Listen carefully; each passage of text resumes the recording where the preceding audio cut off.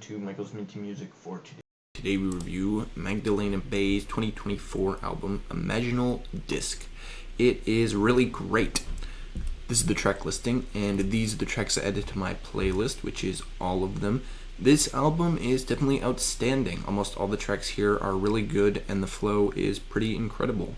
There's also still a good amount of variety, which is impressive. You usually don't see the nice balance between variety and consistency that they've got here. While there are definitely some tracks which stand out as kind of the best, most of the tracks here are still memorable. They definitely rely on some simple hooks to make most of the songs work, but it does usually work pretty well, so I'm not really complaining. The front half of the album is definitely a lot more high energy, while the back half is a bit more low energy. Although the back half is definitely more of a mixed bag of sounds when compared to the first half. That's My Floor and Tunnel Vision are both essential to pushing to the album to the end, and the final track, the Ballad of Matt and Mika, ends the album pretty incredibly, so pretty good. The genre here is a mash of pop, rock, and techno. It's very new wave inspired and very hard to place into a specific genre overall.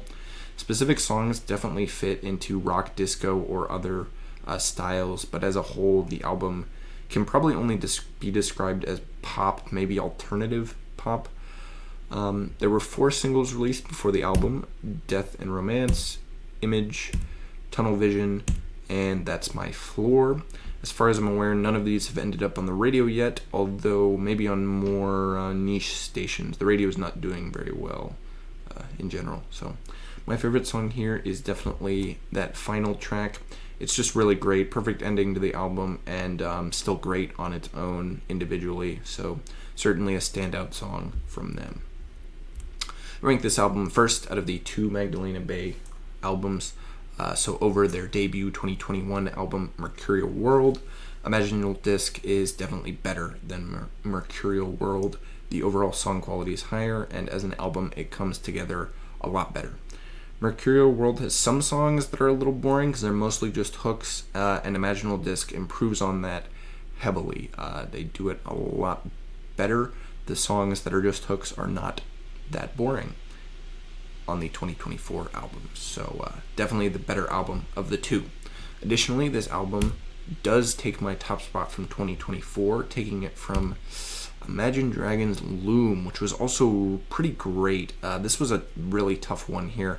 I feel both albums are at a similar level of quality. Imaginal Disk definitely flows better, but Loom has kind of bigger hits on it.